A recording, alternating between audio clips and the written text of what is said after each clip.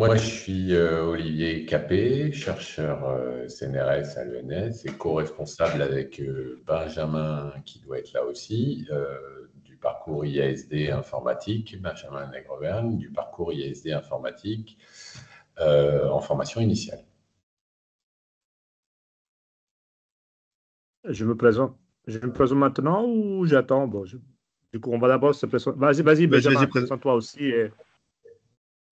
Moi, je suis maître de conférence à Paris Dauphine et donc je suis, comme Olivier l'a dit, je suis le co-responsable du master IASD, track informatique. Bonsoir, je suis Dan Colazzo, professeur à Dauphine PSL et co-responsable du parcours IASD en apprentissage avec Tristan Cazenave qui ne peut pas être là ce soir.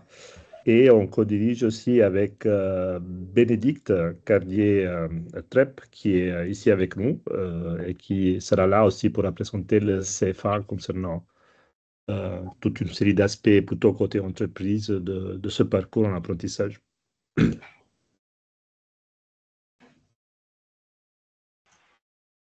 Et Maxime, je ne sais pas si toi, tu veux te présenter. Je vais me présenter, bien sûr. Bénédicte, est-ce que tu veux te présenter pour la partie apprentissage aussi? Bonjour à tous, je suis donc Bénédicte Cardier-Trepp, je suis chargée de mission apprentissage au sein du CFA NUMIA. Donc, je serai votre correspondant pour ceux qui veulent faire le parcours apprentissage pour toute votre recherche, pour voilà, vous soutenir jusqu'à ce que vous soyez diplômé en tout cas. Très bien. Et donc moi je suis Maxime Florin, je suis assistant de formation pour les masters IASD informatique et mathématiques. Donc ça c'est la présentation qu'il y a dans 1 heure. Je m'occupe donc de toutes les questions administratives relatives à ce master. Donc si vous avez des questions administratives, ce sera plutôt vers moi qu'il faudra se tourner. Voilà. Donc je démarre, j'essaye de présenter. Alors, je retente de partager l'écran. J'espère que ça va continuer à marcher comme tout à l'heure. C'est bon? Ouais, ça marche. Ok. Donc, je vais présenter en quelques transparents la formation donc IASD informatique en formation initiale. Alors, les transparents sont en anglais, mais je vais parler en français. Donc, comme vous allez le voir, il y a quelque chose qui change un petit peu cette année par rapport à, en particulier, les années précédentes.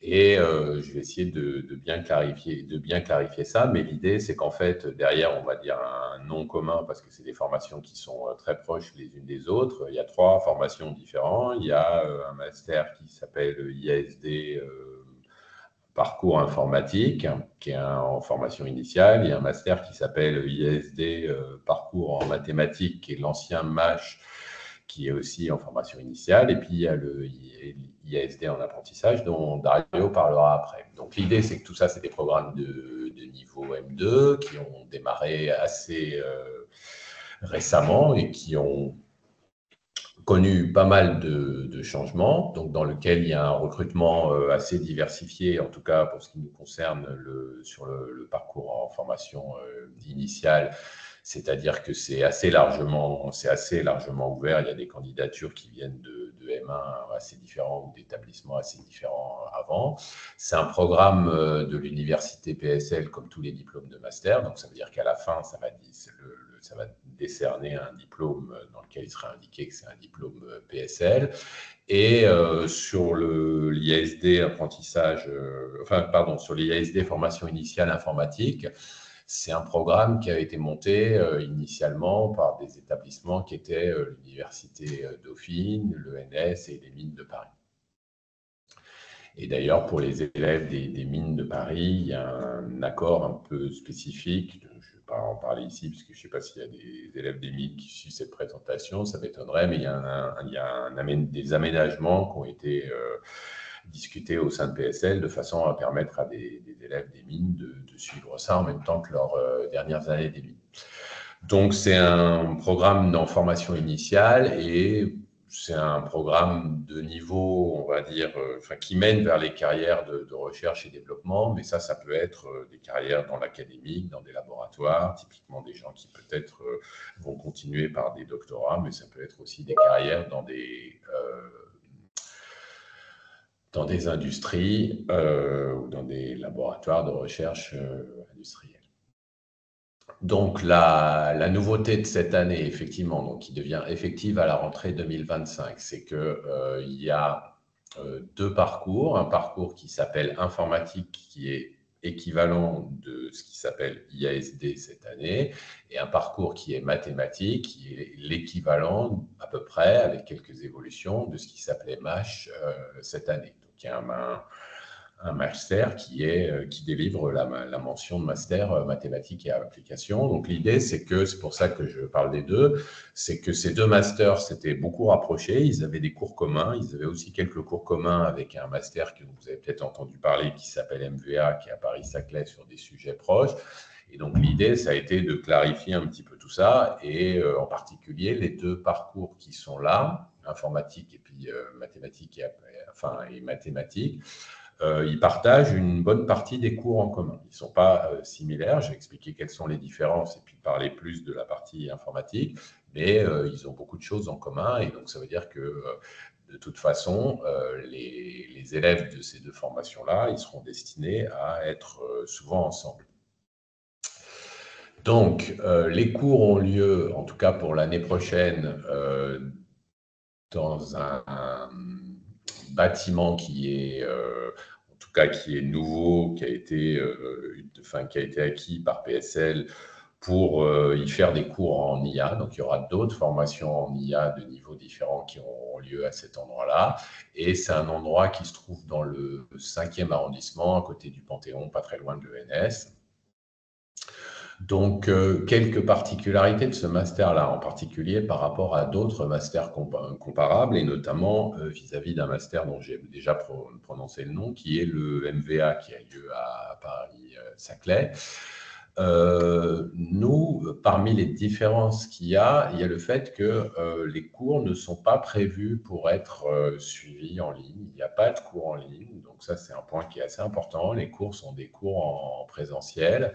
Et l'idée, c'est qu'en particulier, il y a un premier semestre qui est assez exigeant, donc on va voir le programme tout à l'heure, mais qui nécessite vraiment d'être présent au cours, de suivre les cours pour pouvoir valider le premier semestre dans de bonnes conditions. Les cours ont lieu en anglais parce que typiquement, il y a de l'ordre donc c'est des ordres de grandeur, hein, ça varie chaque année, mais enfin, il y a de l'ordre de, je dirais, 15% des étudiants à peu près qui suivent ce master qui ne sont pas francophones, ou en tout cas pas complètement francophones. Donc, tous les cours sont en anglais et tous les examens, etc., sont en anglais.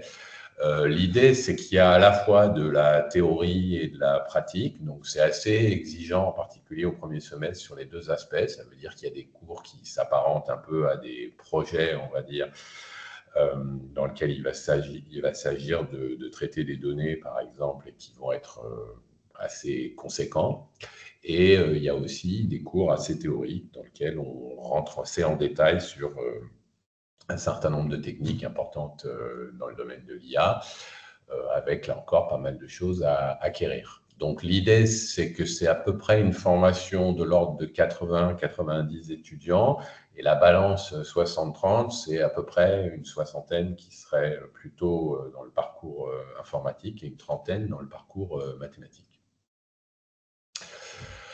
Tout ça, ça s'intègre dans un cadre qui suit d'appels successifs qui ont été, d'ailleurs en ce moment il y a un sommet sur l'IA, dont vous avez peut-être entendu parler, d'appels successifs qui ont été financés au niveau français autour de l'IA.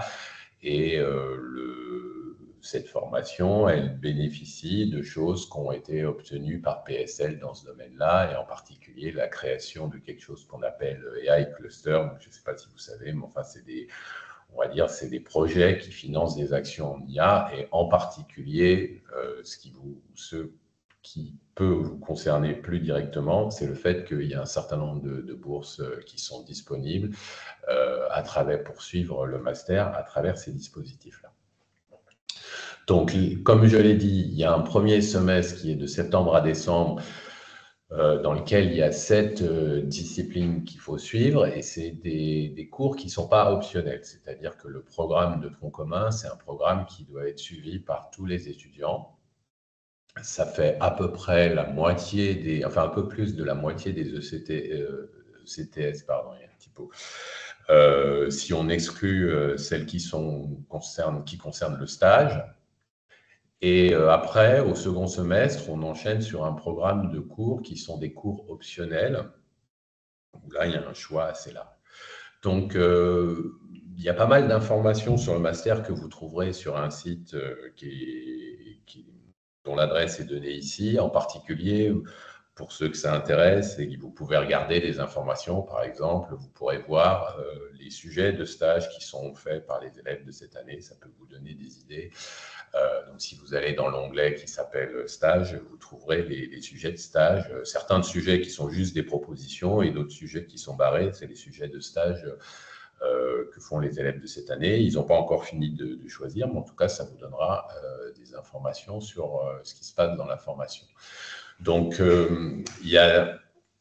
comme je l'ai dit, il y a deux en fait tracks, donc en français, deux parcours différents, un parcours qui est informatique et un parcours qui est mathématique. Donc les cours du tronc commun qui sont communs aux deux parcours, c'est les 4 premiers: optimisation, projet data science, fondation du machine learning et apprentissage par renforcement. Et les cours qui sont spécifiques au parcours informatique dont je parle plus ici, c'est un cours de deep learning pour l'image, un cours de grand modèle de langage et un cours de traitement et acquisition des données. Donc, tous les noms qui sont là, je vous invite, si vous ne connaissez pas les enseignants qui sont mentionnés ici, à regarder, mais en général, c'est tous des collègues qui sont chercheurs ou enseignants-chercheurs dans le périmètre des établissements PSL, donc ça veut dire Dauphine, l'ENS, le SPCI, le Centre INRIA à Paris, des choses comme ça, et qui sont relativement connus dans leur domaine. Donc, pour information, ça, c'est les cours obligatoires du tronc commun pour la partie mathématique, donc un cours de statistique en grande dimension, un cours de transport optimal et un cours d'inférence bayésienne. Donc, l'idée, c'est qu'éventuellement, ces cours peuvent aussi être suivis comme des options. Donc, par exemple, quelqu'un qui suivrait la partie informatique, qui voudrait suivre ces cours, il peut en suivre certains comme des options, avec le bémol suivant sur lequel quand même j'attire votre attention, c'est le fait que tout ça, c'est des cours qui se déroulent au premier semestre. Le premier semestre est assez chargé et donc il faut savoir que si vous prenez des options au premier semestre, la validation va nécessiter beaucoup de travail parce qu'il y aura déjà pas mal de cours à valider. Donc concrètement, je pense qu'il n'est pas raisonnable d'envisager plus que de prendre un de ces cours, par exemple, comme une option, s'il y en a un qui vous intéresse en particulier. Donc le cours de transport optimal, d'ailleurs, de Gabriel Perret, c'est un cours qui est commun aussi avec le master MVA. Et après, ça c'est la liste, donc il y en a beaucoup, je suis désolé, je vais pas, pour ne pas prendre trop de temps, je ne vais pas peut-être tous les décrire complètement, mais ça c'est les cours optionnels, donc en fait il y en a 2 pages, il y a cela et cela, donc c'est les cours optionnels qu'on peut prendre donc, au deuxième semestre, donc il faut en choisir 5 parmi ceux-là, puisque le 6e cours en fait c'est une semaine PSL. On vous demande de suivre une semaine PSL, ça c'est un dispositif commun à plusieurs masters PSL, qui sont plutôt des semaines d'ouverture, c'est-à-dire par rapport aux autres cours, c'est des sujets peut-être un peu plus loin des sujets principaux de la formation. Donc, vous voyez un petit peu le type d'options qu'il y a. Donc, souvent, c'est des choses qui sont très liées à des cours du premier semestre, comme Machine Learning avancé par Yann Chevaler, ou comme les mathématiques de l'apprentissage profond par Bruno Loureiro. Et puis, parfois, c'est des cours qui ouvrent vers des sujets un peu différents, comme le choix social computationnel, l'analyse de graphes, le cours de machine learning sur Big Data que fait Dario Colazzo qui est là, un certain nombre de cours, le cours sur les bases de données NoSQL de Paul Bognol, et d'autres cours de ce type-là. Donc, juste là-dedans, un cours qui est un petit peu particulier, c'est le cours de Stéphane Malat au Collège de France. En fait, c'est le cours de Collège de France. Donc, Stéphane Malat, c'est un collègue de l'ENS qui est professeur au Collège de France. Donc, il donne un cours annuellement au Collège de France. Donc, ça veut dire que c'est un cours du Collège de France. Donc, il est partagé avec pas mal de monde. Qu'est-ce qu'on peut dire d'autre? Donc ça, c'est les cours qui sont plutôt, qui viennent plutôt de la partie, on va dire, mathématique, même si en fait, il n'y a pas de grande différence. Là, pour le coup, pour les options, c'est complètement libre. Vous pouvez prendre toutes les options comme vous voulez. Donc voilà, certains cours qui sont plus mathématiques, comme le cours de Justin Salez, là, sur les chaînes de Markov. De mémoire, c'est un cours qui est aussi commun avec le master qui s'appelle MATH, le master de maths, méthode à noyau. Ça, c'est un cours qui est commun avec le master MVA d'ailleurs. Voilà, donc ça veut dire qu'il y a un programme assez important d'options avec en gros certaines options qui vont permettre on va dire, de revenir en les développant sur des concepts, enfin de rester assez proche de choses qui ont été vues dans les cours de premier semestre, typiquement des choses plus avancées qui tournent autour du machine learning. Donc il y a un cours par exemple de machine learning de confiance, donc, qui parle notamment de privacy, en français protection des données personnelles, qui est un cours d'ailleurs qui est commun avec un autre master de Dauphine qui est ouvert à un autre master de Dauphine qui est Digital Economics, et puis aussi des cours qui sont des ouvertures vers des sujets qui n'ont pas été tellement abordés au premier semestre. Donc, pour candidater, c'est facile. Il y a une procédure de candidature que vous connaissez sûrement sur My Candidature. Le message quand même important, c'est qu'il y a deux sessions de candidature, mais c'est sûrement un discours que vous entendez sur les autres masters, mais c'est que la première session, c'est quand même la session à privilégier. C'est-à-dire que la deuxième session, elle existe, mais la deuxième session, elle sera destinée uniquement à ajuster, on va dire, les effectifs de la formation, ou peut-être à remédier à des cas individuels particuliers de gens qui, pour différentes raisons, n'auraient pas pu candidater à la première session. Donc, c'est vrai que la première session, c'est quand même la session principale pour vous donner un ordre de grandeur sur la formation cette année en informatique. Je pense qu'à peu près, on a une cinquantaine d'élèves et je pense que 45 viennent de la première session. D'accord? Donc, ça veut dire que la deuxième session, c'est vraiment 10% des admissions. C'est un total très, très faible des admissions. Donc, il faut privilégier la première session. Et donc, dans la candidature, on vous demande si vous souhaitez candidater à des bourses d'excellence, donc des bourses attribuées sur des critères d'excellence des dossiers. Et si vous le faites, il faut savoir qu'il y a deux façons d'avoir des bourses, en tout cas pour la partie informatique d'IASD. Il y a des bourses qui sont données par le programme gradué informatique de PSL. Il y a des bourses qui sont données par ce dont j'ai parlé précédemment, l'Institut Prairie, le cluster Paris School of AI, Prairie Paris School of AI. Et en tout, ça se monte environ. Donc là, je dis environ parce que voilà, il peut y avoir des variations, je dirais, de quelques unités, de 3 à 4 unités, plutôt en plus qu'en moins. Mais voilà, mais pour ne pas donner de faux espoirs, je dis que c'est autour d'une dizaine de bourses d'excellence données par an. Donc ça veut dire que les effectifs envisagés de la formation, ils sont une soixantaine d'étudiants et il y a peut-être autour d'une dizaine de possibilités de bourses sur ce master-là.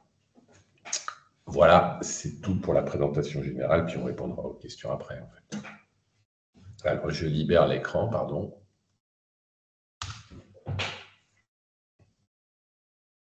Tac. Merci Olivier. Est-ce que Dario, tu veux enchaîner tout de suite et puis on passera aux questions. Oui, on passera aux questions globales après. Oui, je veux bien, mais j'ai un problème technique. Je viens de réaliser que je ne peux pas partager.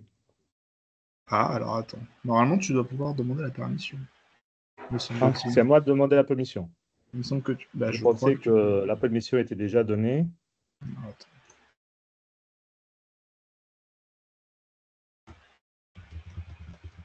Bonjour Dario, tu as la permission normalement? C'est peut-être un souci au niveau du partage confidentialité sur ton ordinateur. Bah, normalement, quand j'utilise Teams, j'arrive à partager tout le temps. Donc, Je vérifie. sinon, Bénédicte, est-ce que, comme je vais utiliser... Toi, tu ne peux pas partager non Je plus. suis dans le même cas que toi, c'est grisé.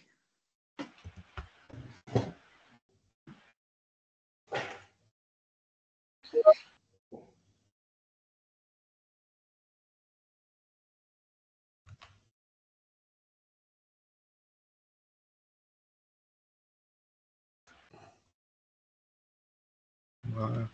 Ah oui, c'est bon. C'est bon, maintenant, tu es présentateur. Oui. Ok, donc je vais enchaîner et... Attendez juste un instant. Est-ce que vous arrivez à tout voir? Oui. Oui. Donc, rebonsoir à toutes et à tous. Donc, je vais présenter maintenant la déclinaison en apprentissage du master ISD.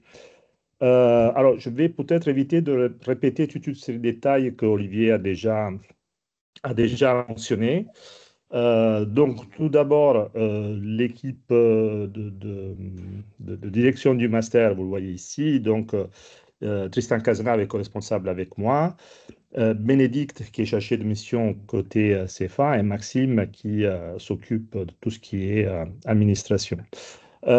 Ici, vous avez aussi l'indication d'un aspect important d'un point de vue logistique. Différemment d'ISD classique, ISD apprentissage se déroule au campus Paris Santé, PSL. Donc, tous les cours ont lieu dans ce campus qui est pas loin de Porte de Versailles. Alors, les objectifs du master et les finalités sont très, très similaires à ISD classique, avec peut-être un accent sur l'aspect applicatif qui est plus fort.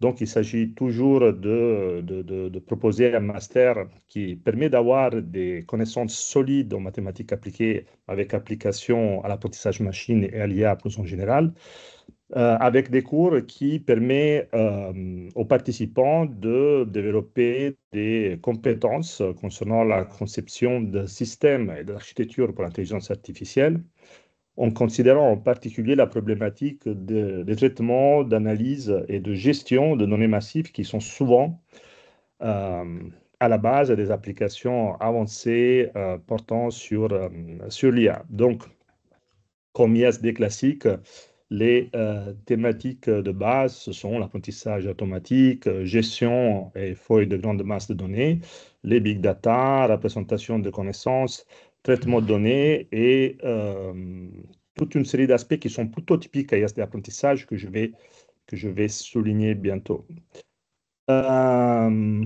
Voilà. Donc, l'accent est beaucoup aussi sur les fondamentaux, mais aussi sur tout ce qui est nécessaire et indispensable pour maîtriser toutes les phases de réalisation de systèmes complexes portant sur l'IA et les données massives. Alors, ici, j'ai la liste des cours. Une différence importante par rapport à ISD classique, c'est qu'ici, on n'a pas de cours optionnels. Tout est obligatoire et la liste des cours, vous les voyez ici. Il y a une intersection avec ISD classique. Les intitulés des cours ne sont pas forcément, pour les cours qui correspondent, ne sont pas forcément les mêmes. Je vais parcourir plus ou moins rapidement les cours que vous voyez ici. Alors, bien évidemment, on a un cours sur les fondamentaux du machine learning. Les enseignants ne sont pas indiqués ici, sont indiqués sur la page web du master, mais comme pour ISD classique, c'est principalement composé l'équipe enseignante par des chercheurs enseignants de Dauphine et PSL qui ont une très bonne visibilité côté recherche et aussi côté recherche et développement parce qu'on est souvent impliqué dans des projets de collaboration avec les entreprises. Donc, un premier cours fondamentaux du machine learning, par exemple, qui est enseigné par Jamal Latif, qui intervient aussi en ISD classique. Un cours d'optimisation pour le machine learning, un cours portant sur le big data. Donc, concernant la partie, si vous voulez, ingénierie des données, il y a un accent particulier côté ISD apprentissage. Donc, vous voyez ici un cours sur les big data, sur l'aspect qualité de données, comment on prépare les données afin qu'on puisse faire un apprentissage menant à des modèles efficaces. Un cours qui est plutôt, si vous voulez, de MLOps, donc qui mélange le machine learning et les technologies cloud. Un cours que de quelque façon est partagé aussi avec ISD classique sur les bases de données avancées, NoSQL, etc., etc. Un cours, là je suis dans le cadre de l'ingénierie de données, un cours sur le traitement de données en streaming, qui est assez typique du parcours ISD apprentissage et un cours de visualisation de données. Pour revenir aux aspects apprentissage machine, j'avais déjà cité les fondamentaux, les aspects d'optimisation mathématique pour le machine learning. Après, on a un cours de deep learning. Alors, le deep learning, il est traité dans plusieurs cours. Ici, vous avez un cours de deep learning pour les images, l'apprentissage par renforcement. Après, il y a un cours de recherche Monte Carlo qui est animé par Tristan Cazenave, co-responsable. Et après, c'est des cours machine learning pour le big data qui a été cité tout à l'heure aussi pour l'ISD classique. Et un cours d'NLP qui porte bien évidemment aussi sur tous les aspects plutôt récents liés au Large Language Models. Alors, ce qui est typique aussi du parcours en apprentissage, c'est la partie mémoire qui joue un rôle central aussi tout au long de l'année. Donc, les étudiants doivent identifier un sujet de mémoire. Donc, il y a toute une série de phases qu'on a prévues pour faire en sorte que le sujet soit identifié. Il y aura bien évidemment dans le cadre de l'entreprise, s'agissant d'une formation par l'apprentissage, justement, un maître d'apprentissage qui va tutorer en interne les étudiants et il y aura un tuteur aussi universitaire. Donc, il y a toute une série d'activités assez importantes concernant l'identification du sujet et le déroulement des travaux liés aux mémoires de fin d'études. Il y a une composante projet individuel, il y a une composante suivi CFA, mais pour tous ces aspects-là, Bénédicte pourra vous en dire plus. Donc, alors je vais essayer de ne pas répéter trop les choses qui ont été déjà dites. Donc, c'est un master en apprentissage. Donc, en gros, chaque étudiant aura un contrat d'apprentissage avec une entreprise. Tout ce qui est recherche d'entreprise, mise en place du contrat, etc., est fait en stricte collaboration avec le CFA, même si les étudiants sont invités à être bien évidemment proactifs et à chercher de façon proactive des entreprises qui peuvent les accueillir éventuellement, en sachant qu'après le CFA est là aussi pour les accompagner, pour chercher des autres alternatives ou pour finaliser déjà des propositions qui sont en cours lors de la candidature. Je peux ajouter, si tu veux, Dario, sur la recherche d'entreprise. Moi, mon rôle, c'est de vous soutenir sur votre recherche d'entreprise. Donc, tout l'été, on est en lien à partir du moment où vous êtes sélectionné. On vous soumet des offres via notre plateforme ISIA, qui est en fait la plateforme centrale de pilotage de votre intégration jusqu'à votre diplomation. Et vous allez avoir aussi des invitations sur des forums, sur différents salons, soit que nous organisons, soit que Dauphine propose et que du coup je relaye pour que vous puissiez avoir l'info et être sûr que ça passe pas au-dessus, enfin voilà, que vous ayez le maximum de chances. L'objectif, c'est de trouver votre contrat d'apprentissage pour la rentrée. Donc on travaille en équipe, à vous et moi ensemble. Et on a 31 étudiants cette année, tous placés. Oui. Pour vous donner un ordre d'idée. Oui, normalement, ça se passe bien. C'est un domaine de forte actualité. Ouais. Il y a un fort Vous êtes, intérêt, comme vous pouvez imaginer, de la part des entreprises. Et donc, heureusement, on n'a pas de souci à placer, comme Bénédicte vient de dire. non, non, vous êtes Donc, des étudiants recherchés par les entreprises, donc il n'y a pas de souci là-dessus. Et puis on travaille ensemble, voilà, pour vous aider au plus près en fonction de vos besoins et de vos envies. L'avantage de devenir apprenti, c'est que vous allez du coup être rémunéré pour travailler. Vous allez avoir une vraie mission en entreprise. Vous n'êtes pas juste comme un stage. Vous avez une mission qui vous est dévolue. Vous allez être rémunéré en conséquence. Vous pouvez négocier en partie votre salaire, surtout sur des niveaux comme ça. Et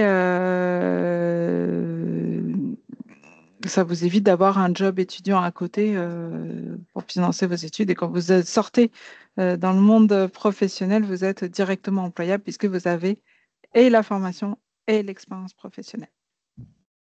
Au niveau du CFA, on met aussi en place tout un certain nombre de choses pour vous aider dans votre scolarité avec le prêt d'ordinateur, des aides pour passer le permis de conduire et plein de choses que je vous expliquerai si vous rentrez dans le parcours et toutes les mesures d'accompagnement. Mais voilà, il y a plein de... Vous avez comme un filet, un petit cocon autour de vous pour vous porter, en tout cas. On essaye. voilà, merci Bénédicte. Oui, alors d'un point de vue, bien évidemment, vous avez un contrat tout au long de l'année, mais alors, dans quel type de secteur, par exemple? Ben, les secteurs sont multiples. La data aujourd'hui est en train de devenir de plus en plus transversale et l'IA en particulier. Voilà, ici vous avez juste une petite, c'est pas une liste, c'est un nuage avec quelques entreprises qui nous font confiance, mais voilà, c'est loin d'être Il n'y a exhaustif. Il y pas a que aussi, cela, c'est juste pour vous donner voilà, il oui, n'y a pas voilà, que un ordre cela. d'idée des entreprises qui peuvent recruter. Vous avez tout type de secteur d'activité, que ce soit les sociétés de conseil, l'industrie, les banques. Vous pouvez aller partout, même le ministère. Voilà. Faites-vous plaisir pour trouver le poste qui vous convient le mieux. Et là, vous allez vous amuser pendant un an, parce que c'est quand même ça l'intérêt aussi de rentrer en apprentissage et de pouvoir profiter pleinement de l'expérience qui vous est offerte. En sachant aussi que chaque année, on a toujours 2 ou 3 étudiants qui continuent en thèse. Donc, Mm. c'est une formation, bien évidemment, professionnalisante, mais qui fournit tous les fondements nécessaires pour continuer, si on veut, dans le cadre d'une thèse, par exemple une thèse CIFRE ou d'une thèse à 100% dans un laboratoire de recherche. Donc, soit en interaction avec une entreprise, soit une thèse plutôt classique, si vous voulez. Donc, chaque année, on a un certain nombre d'étudiants qui décident de continuer en thèse et la formation donne toutes les bases nécessaires pour continuer aussi en thèse. D'un point de vue de promotion, nous visons des promotions autour de 30 étudiants. Voilà, c'est à caractère indicatif, et donc ça peut être un peu plus ou un peu moins. Donc ça, c'est la capacité d'accueil à peu près. Alors, on a quelques indicateurs qui peut-être pouvaient être intéressants. Alors, on a 100% de taux de réussite, oui, 26% de poursuite d'études d'étudiants qui décident de continuer soit en thèse, soit dans des autres formations. Mm. Vous voyez un pourcentage très élevé d'insertion professionnelle après 3 mois de la diplomation. Et vous voyez aussi à quel niveau on se positionne d'un point de vue de salaire annuel moyenne. Et voilà, on a quelques cas d'interruption de parcours, mais Interruption de parcours que vous voyez là, c'est des chiffres que nous sommes que nous publions, mais en fait, c'est une personne qui n'avait pas eu l'autorisation de travail à temps et qui a été obligée d'interrompre le parcours. Donc, c'est vraiment des cas exceptionnels. Les ruptures de contrat, en général, on n'en a pas. Sur votre niveau d'études et votre master. voilà. Oui, c'est des promotions pas très, très grandes, donc déjà une personne peut mener un petit Et pourcentage. des étudiants très sérieux. Alors, les candidatures, donc on s'adresse aux titulaires d'un diplôme Bac+4. Donc, nous accueillons des étudiants venant de la filière informatique, mathématiques appliquées, avec un intérêt quand même pour l'informatique et l'algorithmique, parce que ces deux composantes sont fortement présentes dans le master. Mais voilà, c'est assez hétérogène. On peut analyser des profils un peu différents aussi au cas par cas lors des candidatures. Mais en gros, les deux filières sont informatique et mathématiques qui alimentent ce master. Bien évidemment, les étudiants qui ont suivi un cycle ingénieur sont le bienvenus. Et voilà, bien évidemment, pour bien mener, pour bien suivre la formation, il faut avoir un goût et être passionné par l'IA et tout ce qui est manipulation et traitement de données. Alors, d'un point de vue des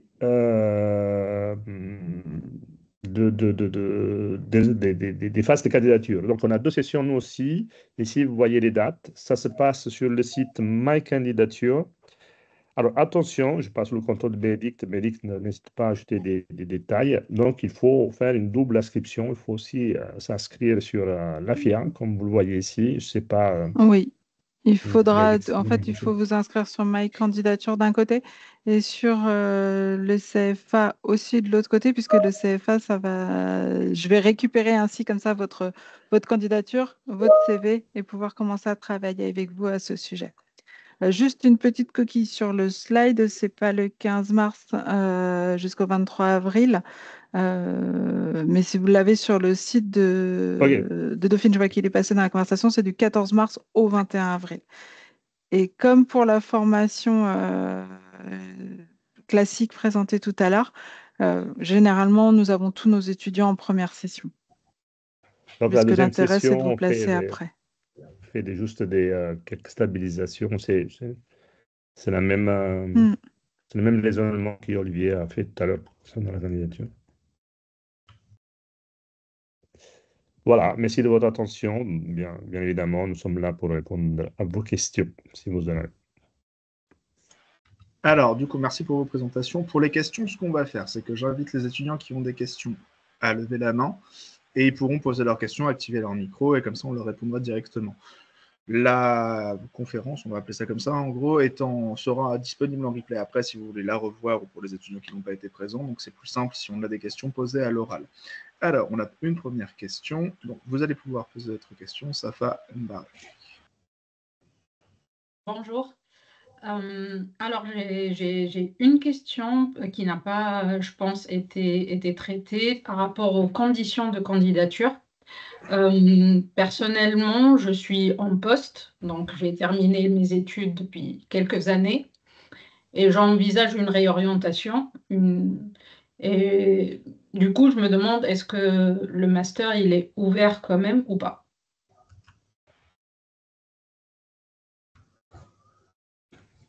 Alors, je réponds d'abord de notre côté. Oui, dans le principe, il n'y a pas d'impossibilité. Après, on est contraint par le fait qu'il y a un nombre de candidatures qui est assez élevé. Et typiquement, on n'a pas énormément de parcours de ce type-là chaque année. Mais par exemple, pour vous donner l'exemple de cette année, je pense que cette année, on a au moins... je vois au moins 3 ou 4 étudiants qui sont dans des situations un petit peu similaires. Donc éventuellement, c'est possible. Encore une fois, c'est pas la situation majoritaire, loin de là, mais typiquement pour des gens qui sont dans une optique d'orientation professionnelle nouvelle, qui ont un projet de cette nature-là, c'est possible. Après, en ce qui nous concerne, il faut bien quand même avoir conscience qu'une des limitations de ce que je réponds là, c'est le fait que, comme c'est une formation en formation initiale, il faut être inscrit en tant qu'étudiant. Donc, bien évidemment, ça présente un certain nombre de contraintes dont il faut tenir compte, en particulier pour les gens qui actuellement seraient en situation d'être déjà dans un emploi type salarié ou autre. Voilà. D'accord. Donc moi, si j'envisage de m'inscrire, bien sûr, j'arrête le travail, hein, c'est démission pour reprendre les études. Mais voilà, je voulais me renseigner d'abord que c'est envisageable, une reconversion. Oui, pour ISD apprentissage, c'est à peu près c'est comme Olivier le dit, c'est tout à fait possible. Bien évidemment, il y a des contraintes en plus. Il faut, et je passe sous le contrôle de Bénédicte, Il faut il faut avoir moins arrêter, de 30 ans. j'imagine, le contrat et Et mettre en surtout place avoir un moins de contrat 30 ans d'apprentissage. Et avoir moins de 30 ans. pour être éligible à l'apprentissage. Voilà, Merci. je vous en prie. Aucun souci. Alors, juste avant de reprendre la prochaine question, on a une question par écrit. Je voulais juste repréciser, parce que la question a été posée tout à l'heure, donc une différence aussi fondamentale entre le ISD classique et le ISD en apprentissage, c'est que le master ISD classique est enseigné en anglais et le master en apprentissage en français. Voilà. J'ai une question donc, qui nous demande si je souhaite poursuivre par une thèse, quel programme nous recommandez-vous, le programme ISD classique ou celui en apprentissage, et est-ce qu'il est rare de continuer directement vers une thèse après le parcours en ISD apprentissage? Alors, je me permets de répondre tout de suite puisque Maxime cite l'apprentissage. Alors, non, alors, pour les cas qu'on a de continuation en thèse, on en a eu, on a les deux, c'est-à-dire des étudiants qui ont enchaîné avec une thèse et des étudiants qui ont passé quelques années dans les entreprises et après, ils ont continué avec une thèse. Donc ça, c'était pour répondre à la question, à la toute dernière question. Après, je laisse Olivier aussi donner des éléments de réponse et après, peut-être, je peux revenir aussi. Oui, disons que un avantage quand même, enfin, je pense que Dario sera d'accord, de la formation classique pour ceux qui ont ont une bonne probabilité de penser qu'à ce stade, ils souhaitent continuer par une thèse. En fait, ce qu'il faut savoir, c'est qu'en général, en tout cas dans les laboratoires académiques, je pense que c'est aussi un petit peu le cas dans les laboratoires industriels, les gens qui prennent des doctorants, ils aiment bien les avoir eus en stage avant. Et donc, effectivement, ça, c'est une différence entre les deux formations. Donc, je suis désolé parce que je suis passé un peu vite là-dessus, mais bien évidemment, nous, je ne l'ai pas dit, mais à partir du mois d'avril jusqu'au mois de septembre, les étudiants, ils sont en stage. Et pour ceux en particulier qui souhaitent continuer en thèse, le stage est souvent une occasion de tester, on va dire, un endroit, un laboratoire, un sujet, un encadrement de personnes avec qui on peut continuer en thèse. Donc, effectivement, c'est quand même un avantage certain dans la mesure où, notamment pour ce qui est les thèses académiques, en général, les encadrants aiment bien avoir eu les étudiants en stage avant de se décider à les prendre en tant que doctorant. Oui, je suis bien tout à fait d'accord avec Olivier. Après, on peut aussi observer qu'il y a aussi des thèses qui sont un peu plus applicatives, si vous voulez. Mais c'est vrai qu'on manque de cet aspect stage qui permet déjà de se lancer éventuellement dans un parcours recherche. En même temps, on connaît nos étudiants, donc on les voit, les encadrants potentiels, si vous voulez, parce que si vous voulez faire une thèse académique comme ça, typiquement, ça peut être avec des enseignants que vous avez rencontrés dans la formation, ou sinon, si c'est une thèse CIFRE, donc avec une coloration applicative aussi, il y a une composante académique qui doit être là et ça peut être un enseignant qui a déjà qui intervient dans le master et donc qui connaît déjà les étudiants. Ça peut aider à prendre une décision de se lancer dans une co-direction de thèse aussi. CIFRE en particulier.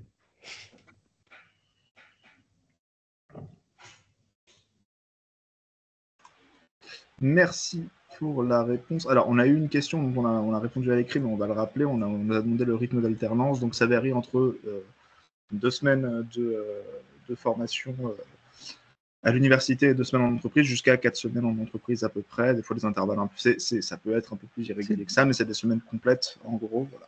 C'est 2 semaines, 4 semaines en principe. Voilà. Ouais. Parfait.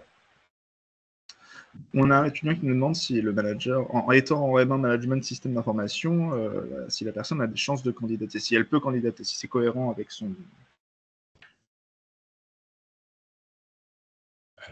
profil.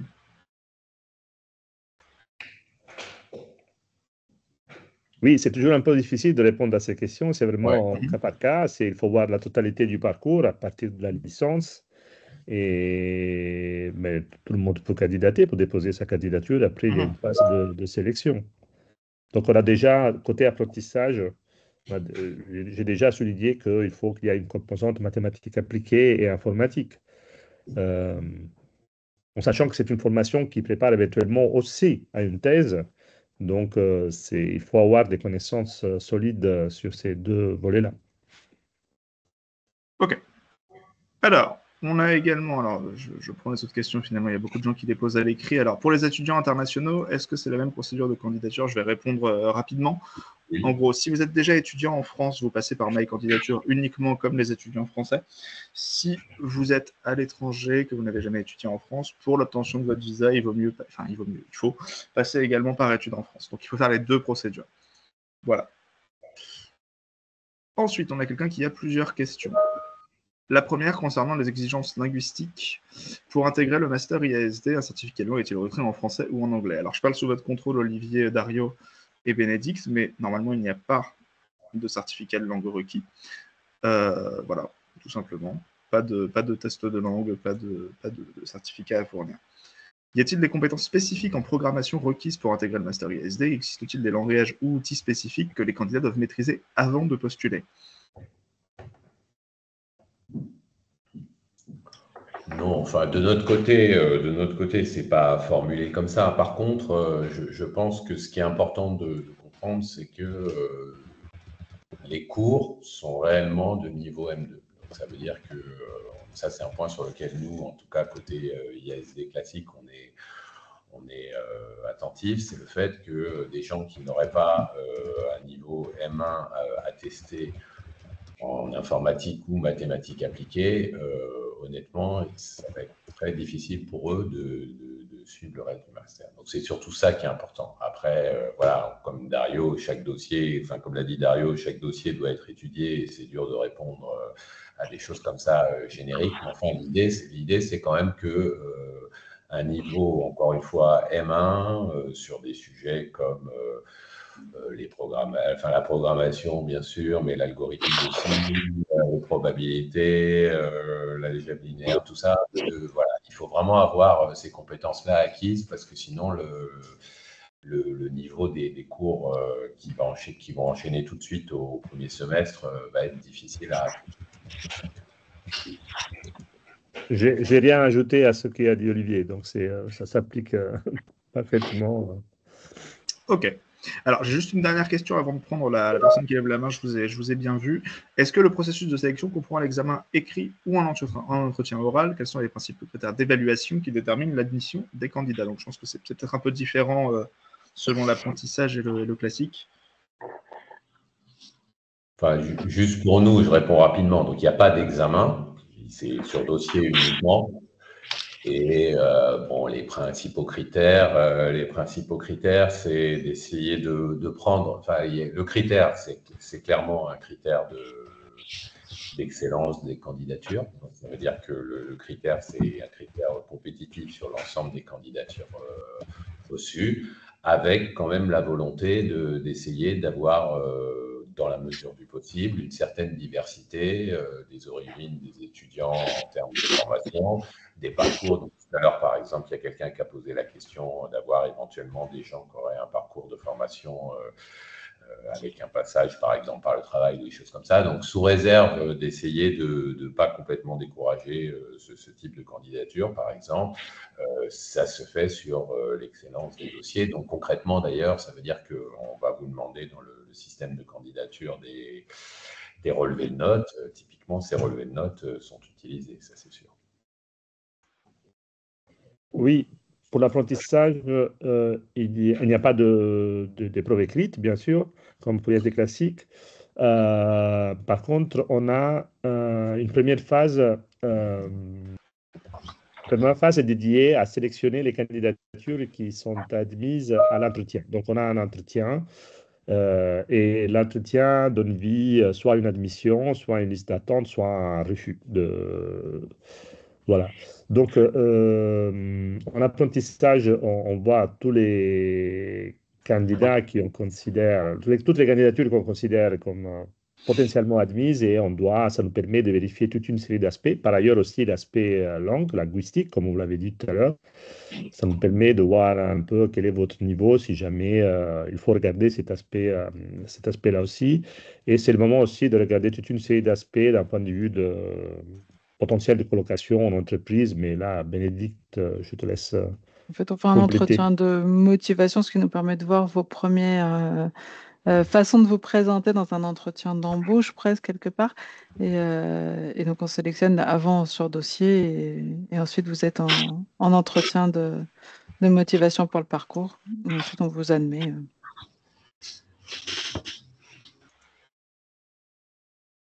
Ok.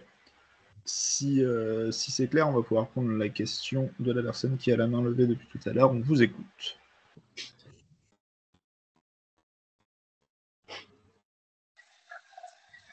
Bonsoir, est-ce que vous m'entendez?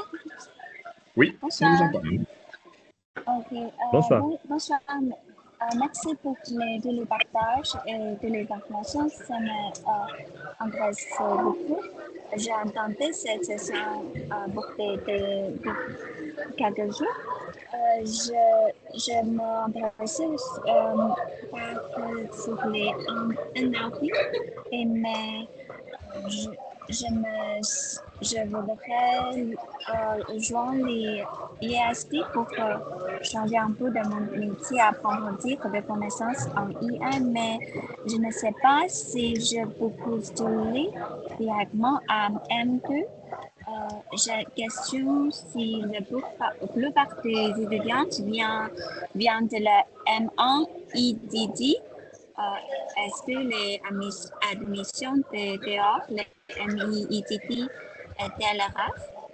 Parce que j'ai déjà fini mon diplôme en ingénieur en télécommunication avec maths et avancé et un master en informatique sur les human computer interaction à Angleterre.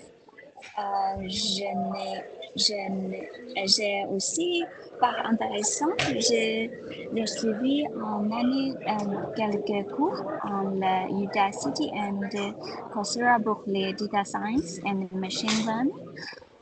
Ça couvre quelques cours de M1 EDD et aussi j'ai quelques-uns de expérience professionnelle sur les développements de logiciels. Alors, je ne sais pas, je ne sais pas si est-ce que mon profil est admis directement en M2 ou pas. Merci.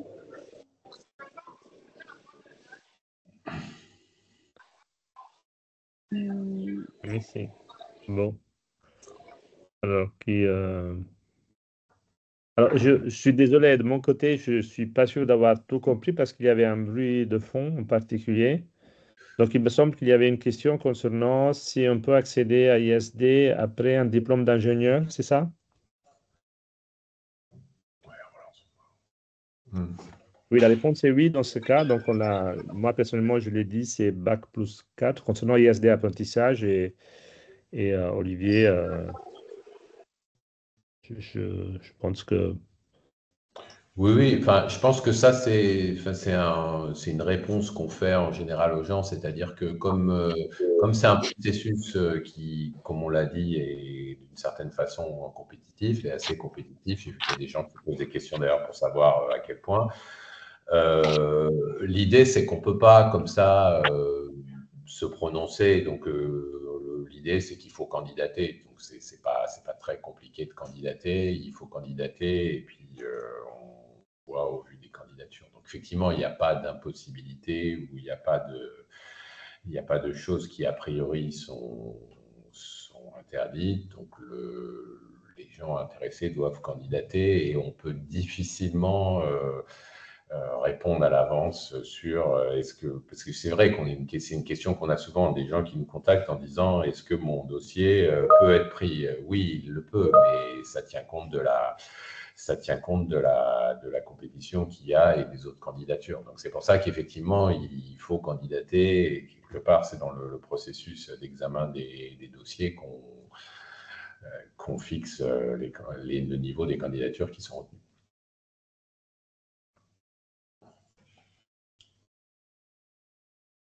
Alors, j'avais vu, là, je me permets de compléter concernant une question, concernant le taux de succès aux candidatures. Alors, pour ISD apprentissage, je n'ai pas de statistiques exactes maintenant avec moi, mais c'est autour de 15% des candidatures. Ouais. En sachant qu'on a une capacité d'accueil, entre guillemets, assez limitée. On a une promotion d'une trentaine d'étudiantes et étudiants. Voilà, et de notre côté, c'est un petit peu difficile aussi à dire parce qu'il y a des désistements, c'est-à-dire qu'il y a des gens qu'on accepte mais qui éventuellement ne viennent pas. Donc, ça dépend un peu comment on compte ça. Mais disons, le taux de succès, il est disons que si on rapporte le nombre de candidatures qu'on a eues au nombre de personnes qui sont inscrites dans le master cette année, c'est 10%. Mais là-dedans, il faut tenir compte du fait qu'il y a certaines personnes qu'on avait retenues qui ne sont pas venues. Et par exemple, sur la première session, je pense que le taux de sélectivité sur la première session, c'était un peu en dessous de 20%. Voilà, donc ça vous donne une idée. Alors, il nous reste environ 3-4 minutes pour clôturer, donc on va essayer de prendre les dernières questions assez rapidement. J'ai vu qu'il y avait 2 personnes qui levaient la main. Je vais juste reprendre très rapidement les questions à l'écrit. Alors, les questions qui ressortent à l'écrit, c'est quelqu'un qui veut continuer en ISD initial et qui aimerait connaître les principales différences entre le ISD et le MVA au niveau des proportions théoriques et appliquées dans les programmes, lequel est le plus axé sur l'aspect théorique et lequel est davantage pratique. Si Olivier, tu peux répondre rapidement. Enfin, je ne peux pas trop répondre à ça. Je pense que les deux sont assez comparables de ce point de vue-là. Par contre, il y a une grosse différence qui, pour nous, est une différence importante à laquelle on tient. C'est que le master MVA, c'est un master qui est totalement à la carte. Donc, tous les cours sont optionnels, quasiment. Enfin, il y a des parcours, mais tous les cours sont optionnels. Ils ont lieu pour certains en ligne. Il y a 260, les années précédentes, je crois qu'on avait dépassé les 250 inscrits. Donc, c'est une ambiance très différente. Nous, au contraire, on insiste sur 2 choses, 2 ou 3, disons, c'est-à-dire, que les cours se font en présentiel, les étudiants sont là, donc ça implique aussi que la population totale des étudiants est assez limitée parce qu'il faut qu'ils tiennent ensemble dans une même salle. Pour nous, c'est très important. Et c'est important aussi le fait qu'il y ait un tronc commun obligatoire. Ça veut dire qu'il y a un socle de cours que tout le monde a vu, qui sont les cours qui, de notre point de vue et des retours qu'on a, à la fois des laboratoires et des gens qu'on connaît, qui travaillent dans les métiers de recherche et développement autour du machine learning dans l'industrie, sont vraiment les compétences qui sont indispensables pour tout le monde. Voilà, donc ça, c'est une différence très importante, en fait, cette idée qu'il y a un tronc commun et tout le monde suit le tronc commun. Et la validation, d'ailleurs, des cours est aussi assez différente. Ça veut dire que les cours de tronc commun chez nous sont validés par des examens. Voilà. Des examens traditionnels, avec aussi des parties qui sont projets, etc. Mais enfin, des examens assez comparables à ceux que vous avez rencontrés, par exemple, en M1. Eh ben, merci Olivier pour cette réponse. Benjamin, tu voulais intervenir? Oui, j'ai eu un petit problème technique. Est-ce que vous m'entendez bien ou pas? Oui, bien sûr. D'accord. Moi, je voulais juste préciser sur la différence entre l'apprentissage et le classique. Je ne sais pas si ça a été dit par Olivier, mais je pense que c'est quand même important de préciser que ce n'est pas exactement le même programme. Il y en a quand même un qui aborde plus les fondamentaux et l'autre qui va faire plus d'ingénierie des données, etc. Je pense que c'est bien de le préciser. C'est vrai que vous pouvez faire des thèses et des thèses chiffres en allant en apprentissage, mais c'est quand même la voie classique pour faire une thèse, c'est de passer par l'ISD classique. voilà, je ne veux pas faire de défaut au master apprentissage, mais c'est vrai que cette année, on a beaucoup d'étudiants de Dauphine qui se sont tournés vers l'apprentissage. Et peut-être qu'on n'a pas bien clarifié la différence entre les deux masters. Donc, ce n'est pas exactement le même programme. Il y en a un qui a une mission en entreprise, bien sûr, mais il y a aussi que les thèmes abordés en classique sont plus fondamentaux. Voilà. Oui. Benjamin, par contre, je l'ai bien précisé, cet aspect aussi de l'ingénierie de données. Donc, en partie, j'ai précisé tout à l'heure cet aspect-là sur la nature un peu différente du contenu. Très bien. Alors, on va prendre rapidement la question de la personne qui a la main levée. Quelqu'un d'autre avait levé la main, je crois, il a peut-être baissé. Mais on vous écoute rapidement. Et après, je mettrai mon adresse mail dans le chat pour tous ceux qui ont des questions supplémentaires ou qui auront des questions qui se poseront après la présentation. Et après, on pourra basculer sur la présentation du Master IASD mathématiques. On vous écoute, Monsieur Djebari. Madame.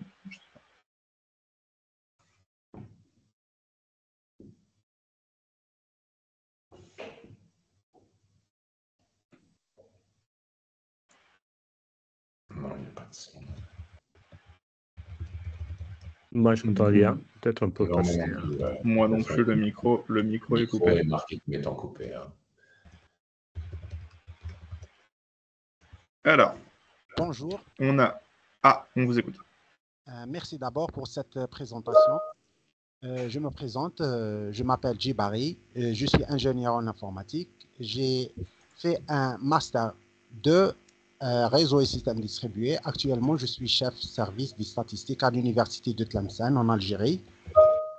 Je souhaite vivement intégrer le master 2 parcours intelligent artificiel système données à l'université Paris-Dauphine. Ce programme représente pour moi une opportunité unique de perfectionner mes connaissances. J'ai une longue expérience dans la conception et le développement des solutions numériques. J'ai eu l'opportunité de diriger des projets complexes comme la mise en place de plateformes de gestion pédagogique et l'organisation des compétitions pour développeurs au sein de l'université de Tlemcen, en Algérie. Par ailleurs, mes recherches actuellement portent sur l'utilisation des modèles langage de grande taille, LLM, et sur un autre projet, Smart Campus Université. Ma question, est-ce que j'aurai la chance d'être sélectionné dans cette formation?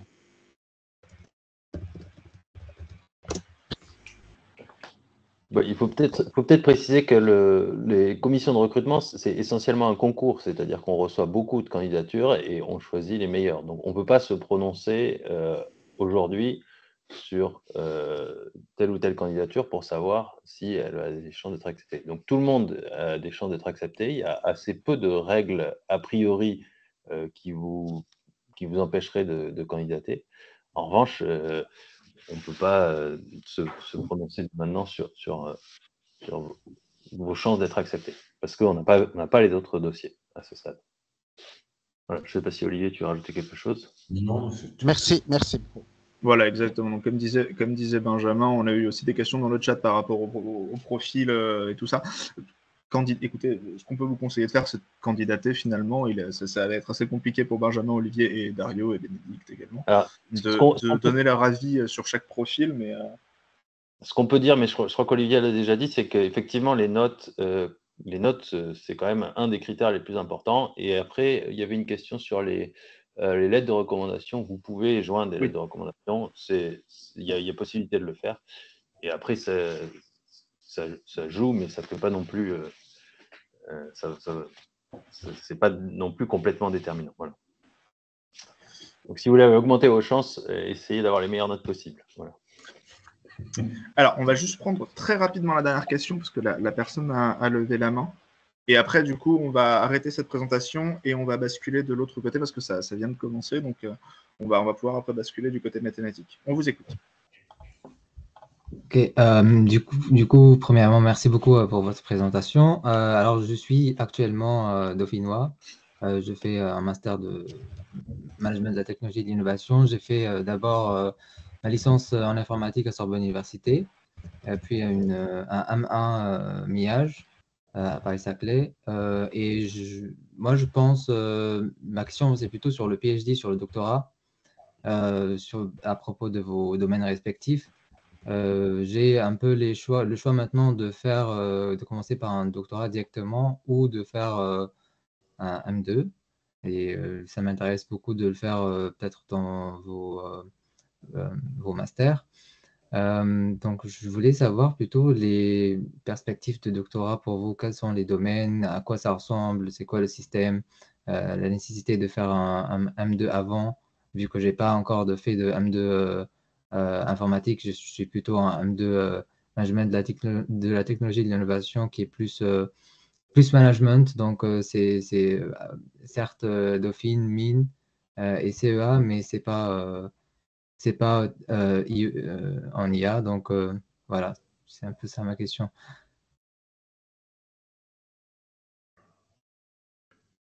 Je sais pas si j'ai été clair. Non, enfin, bon, encore une fois, c'est dur de répondre comme ça. Il faudrait voir plus les situations des uns et des autres. Mais par contre, à la question que vous posez, qui est avec le parcours que vous avez, si vous candidatez à des sujets de doctorat qui sont donnés par plutôt des chercheurs en informatique, type de sujets de doctorat qui sont donnés par des chercheurs en informatique ou en mathématiques, comme les enseignants, par exemple, qu'on a dans le cours IASD, enfin le parcours IASD, je pense que ça va être difficile. Ça va être difficile parce que, effectivement, le type de sujets qui vont être proposés vont requérir quand même une connaissance de base que probablement vous n'avez pas, qui sont précisément le genre de choses qu'on apprend typiquement dans le tronc commun pour ce qui nous concerne de la formation. Et c'est vrai que ça me semble difficile d'aller vers un doctorat dans ce domaine-là. Après, il y a d'autres doctorats dans d'autres domaines pour lesquels votre formation peut tout à fait être adéquate. Donc, c'est pour ça que ça dépend beaucoup des projets en particulier qui vous intéressent et sur lesquels vous auriez envie de poursuivre en doctorat. Ouais, pour compléter, on a eu cette année des gens. Donc, c'est quand même un master assez pointu dans le domaine de l'IA et machine learning. Donc, les gens en général qui font ce master se dirigent vers des thèses qui sont en plein sur ce sujet plutôt que des thèses qui seraient un peu pluridisciplinaires. On a cette année des étudiants qui font des thèses dans les labos de l'ENS et de Paris Dauphine. On a des étudiants qui sont partis au MILA au Canada. On a des étudiants qui sont partis aux États-Unis. Voilà. Donc, en général, les gens se tournent vers des thèses assez pointues dans le domaine du machine learning et de l'IA en général. Ok, merci. Et juste une question, est-ce que c'est proche, genre la base que j'ai en MIAGE, ça va me servir, ça va bien me servir en M2 ou j'aurais besoin un peu de travailler plus pendant les vacances? Vous aurez certainement besoin de travailler plus pendant les vacances. Donc, en maths et en informatique. Donc, en informatique, si vous êtes bon en informatique, vous aurez sûrement les bases nécessaires et après, vous aurez sans doute à rattraper au niveau des matières les plus théoriques et mathématiques. Ok, très bien, merci beaucoup. Alors, on va pouvoir clôturer cette présentation. Ceux qui sont intéressés par la formation IASD mathématiques, je vous invite à rejoindre, ça a déjà commencé. Merci d'avoir assisté à cette présentation. J'ai laissé mon adresse mail dans le chat pour toutes les questions qui pourraient venir demain, après-demain. Voilà, je suis disponible. N'hésitez pas à m'écrire pour tout type de questions et j'essaierai d'y répondre du mieux possible. Merci Dario, Bénédicte, Olivier, Benjamin d'être venus. Et puis, je vous souhaite à tous et toutes une bonne soirée. Merci à vous. Merci, bonne soirée. Au revoir.